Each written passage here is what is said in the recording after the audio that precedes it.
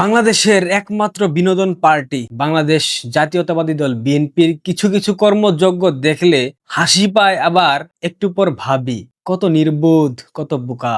মার্কিন president Donald ট্রাম্পের অভিনন্দন বার্তা পেয়ে বিএনপির লোকেরা পারলে উৎসব করে, আয়োজন করে উৎসব করে, কিন্তু এটা যে আদৌ শুভেচ্ছা বার্তা নাকি সতর্ক বার্তা আমি এখন পর্যন্ত উদ্ধার করতে পারি নাই। প্রেসিডেন্ট ট্রাম্প বাংলাদেশের নতুন প্রধানমন্ত্রী তারেক রহমানকে অভিনন্দন জানিয়েছেন। যে চিঠি তিনি দিয়েছেন তার মূল বিষয়গুলা হুবহু আমি বাংলায় অনুবাদ করব। তার আগে একটা কথা বলে নিই, মিস্টার ট্রাম্প ডক্টর ইউনূসের যে দখল নাটক, অর্থাৎ 2024 সালের 5 আগস্ট একটা মেটিকুলাস অভ্যুত্থানের মধ্য দিয়ে তিনি যে ক্ষমতা দখল করেছেন, সেখানে ডিপ স্টেট জড়িত ছিল, কারা কারা টাকা দিয়েছে, আইএসআই, সিআইএ, সকল কিছু, প্রত্যেকটা প্লট, প্রত্যেকটা নাটক, স্ক্রিপ্টের প্রত্যেকটা ডায়লগ ডোনাল্ড ট্রাম্প জানেন।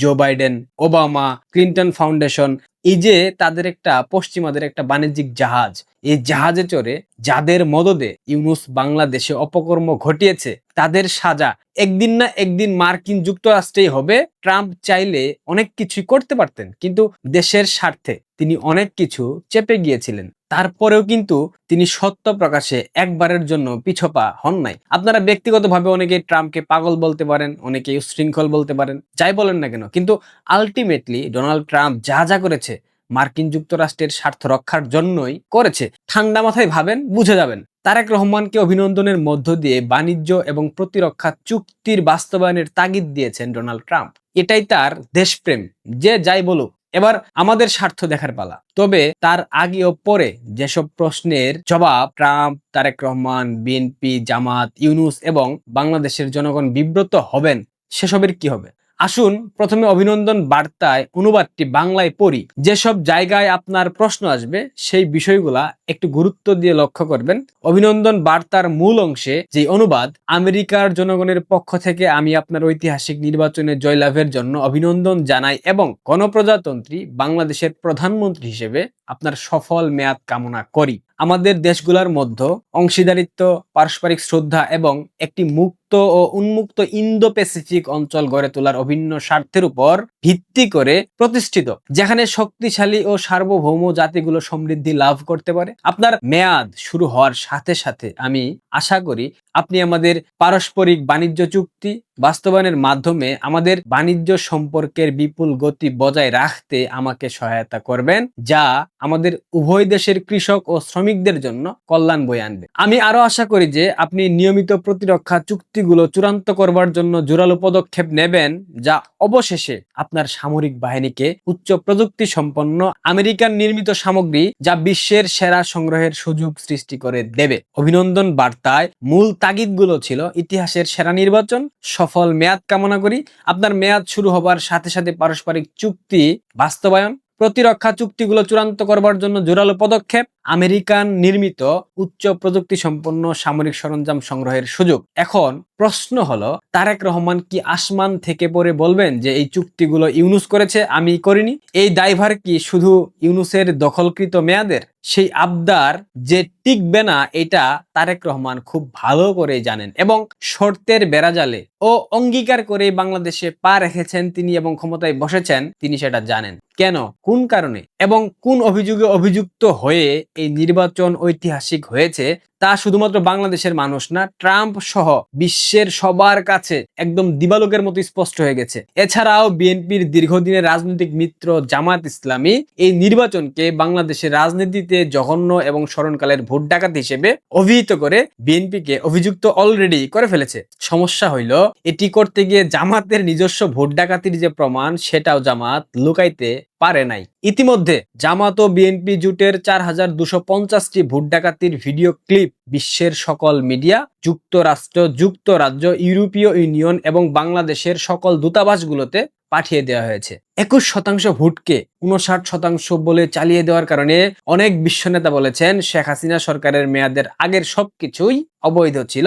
এই ভিডিও ক্লিপগুলো একদম ল্যাব টেস্ট করে বিশ্বের বিভিন্ন প্রান্তে পাঠিয়ে দেওয়া হয়েছে, পাশাপাশি সংরক্ষণ করে রাখা হয়েছে। তারেক রহমানের কাছে প্রশ্ন, তিনি কি নিজ উদ্যোগে বাংলাদেশের জনগণকে বাণিজ্যিক ও প্রতিরক্ষা চুক্তির প্রত্যেকটা হরফ, অক্ষর, শব্দমালা জানাইবেন। আওয়ামী লীগের বিষয়ে তার সুস্পষ্ট অবস্থানটা আসলে কি? আওয়ামী লীগের কারো করুণার প্রয়োজন নাই, এটা আমরা সবাই জানি। আওয়ামী লীগের যে অপেক্ষার প্রয়োজন ছিল তা কি তবে শেষ? বিএনপি কি আওয়ামী লীগকে রাজনৈতিক প্রতিপক্ষ হিসাবে মোকাবেলা করবে নাকি রাজনৈতিক শত্রু হিসাবে? তারেক রহমানকে এখনকার রাজনীতিতে আগের থেকে অনেক বেশি কূটকৌশলী মনে হচ্ছে, বিশেষ করে আলী রিয়াজ, আসিফ নজরুল, ইউনুস এবং জামাতের গালে তিনি শুধুমাত্র থাপ্পড় মারেননি, বরং কৌশলে তাদের রাজনৈতিকভাবে ধরাশায়ী করেছেন। এই ক্ষেত্রে নবনিযুক্ত মাননীয় স্বরাষ্ট্রমন্ত্রী সালাউদ্দিন সাহেব একজন দক্ষ স্ট্রাইকার তাকে মনে হয়েছে, কারণ তিনি একজন এজেন্সির প্রশিক্ষণপ্রাপ্ত এজেন্ট। কোন সেই এজেন্সি আপনারা নিশ্চয়ই বুঝে গেছেন। তবে যত কিছুই হোক না কেন, সামনে বিশাল কিছু সমস্যা আসবে এবং এটা আপনারা খুব শীঘ্রই দেখতে পাবেন। বিশেষ করে ৭২-এর সংবিধান, জুলাইয়ের তথাকথিত মূলমন্ত্র, গণভোট এবং রাজাকারের স্বপ্নকে আস্কারা দিয়ে দেশের মানুষের সামনে তাদের নগ্ন করে দিয়ে ভোটের দিন পল্টি মারা বিএনপিকে ইতিহাসের একদম সেরা পল্টিবাজের খেতাবে ভূষিত করে ফেলেছে। এটি তাদের রাজনৈতিক স্বার্থ সিদ্ধি করলেও জনগণ কিন্তু প্রতারিত হয়েছে। গণভোটের যদিও কোনো সাংবিধানিক ভিত্তি নাই, কিন্তু তারপরে গণভোটে অংশ নেওয়া, গণভোটে হা দেওয়ার জন্য জনগণকে প্রভাবিত করা, আহ্বান জানানো, সবকিছু তারেক রহমান এবং বিএনপি করেছে। এবং এখন যদি গণভোটকে অস্বীকার করা হয়, সেটা কিন্তু নিঃসন্দেহে প্রতারণা, হোক সেটা অবৈধ। প্রতিহিংসাবশত বিএনপি আওয়ামী লীগের সাথে কি আচরণ করতে পারে তার হিসাব পরিষ্কার। তবে Jamaat, NCP, AB party, Ali Riaz, Asif Nazrul এবং স্বরাষ্ট্র উপদেষ্টা ও কিছু দলদাস পুলিশের আচরণ যেভাবে ইতিহাসে খুদাই করা হয়েছে, তার পরিণতি তারা এড়াইতে পারবেন না। আমার বিশ্বাস বাংলাদেশে আরেকটি গণভোট আসছে। গত 18 মাসে আওয়ামী লীগ যা যা শিখেছে, স্বাভাবিক পরিস্থিতিতে 18 বছরেও তা শিখতে পারতো না। এই শিক্ষাকে আওয়ামী লীগ কোন যোগ্যতায় কাজে লাগাবে সেটা এখন দেখার বিষয়। তারেক রহমান গত 18 মাসে বেআইনি কর্মকাণ্ডের হিসাব নেবেন নাকি সবকিছু উপেক্ষা করবেন, নাকি তিনি সেই ইন্ডেমনিটি অধ্যাদেশকে অব্যাহত রাখবেন?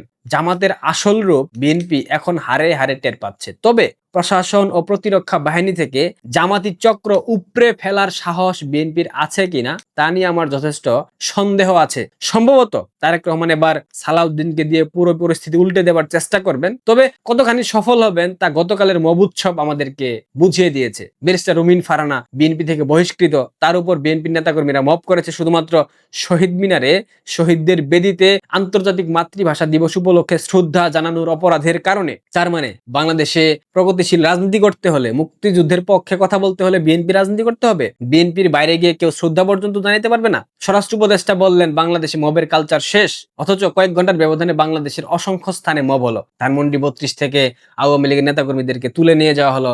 সারা বাংলাদেশের একাধিক শহীদ মিনার থেকে আওয়ামী লীগের লোকজন শ্রদ্ধা জানাতে গিয়ে গ্রেফতার হলো। এগুলা চলছে, যেমনটা ইউনূসের শাসনামলে চলেছিল, এখনো সেগুলা চলছে। সুতরাং বুঝাই যায় তারেক রহমান কতখানি সফল হতে পারেন। আমার আরেকটা প্রশ্ন, তারেক রহমান কি ডক্টর ইউনূসের এই 18 মাসের অপশাসনের দায়ভার নেবেন? যদি দায়ভার নাই নেন, সেই ক্ষেত্রে যারা গত 18 মাসে বিরোধী দল মতের উপর নির্যাতন, নিপীড়ন, শাসন, দমন চালিয়েছে, তাদের প্রত্যেককেই আইনের আওতায় আনতে হবে। প্রত্যেকটা মবের ঘটনায় যারা সম্পৃক্ত আর যারা ভুক্তভোগী, ভিকটিম, তাদের মামলা করার জন্য সরকারের পক্ষ থেকে ব্যবস্থা করে দিতে হবে। যারা পুলিশকে মেরেছে, হত্যা করেছে, তাদেরকে আইনের আওতায় আনতে হবে। যারা আওয়ামী লীগের নেতাকর্মীদেরকে হত্যা করেছে, তাদেরকেও আইনের আওতায় আনতে হবে। যদি তারেক রহমান এসব করে দেখাতে পারেন, তবে বুঝবো তারেক রহমান একটা গণতান্ত্রিক শাসক। তবে বুঝে নেব তারেক রহমান ভবিষ্যতে বাংলাদেশকে, সবার আগে বাংলাদেশ যে তার নীতি, সেই নীতিতে আগাতে চান। আর যদি না করতে পারেন, তাহলে বুঝে নেব ডক্টর ইউনূসের দায়ভার তিনি নিচ্ছেন। হয়তোবা ডক্টর ইউনূসের সাথে তার একটা সমঝোতার মাধ্যমে তিনি ক্ষমতায় বসেছেন, হতে পারে ডিপ স্টেট তাকে ক্ষমতায় বসিয়েছে, অনেক ঘটনা হতে পারে। যদি তারেক রহমান সিদ্ধান্ত নেন, সেই সিদ্ধান্তের উপর আসলে নির্ভর করছে আগামীর বাংলাদেশ কোন দিকে যাবে এবং আগামীর বাংলাদেশে প্রত্যেকটা অপকর্মের বিচার হবে কি না। আশা করি বুঝতে পেরেছেন। ভালো থাকবেন, ধন্যবাদ।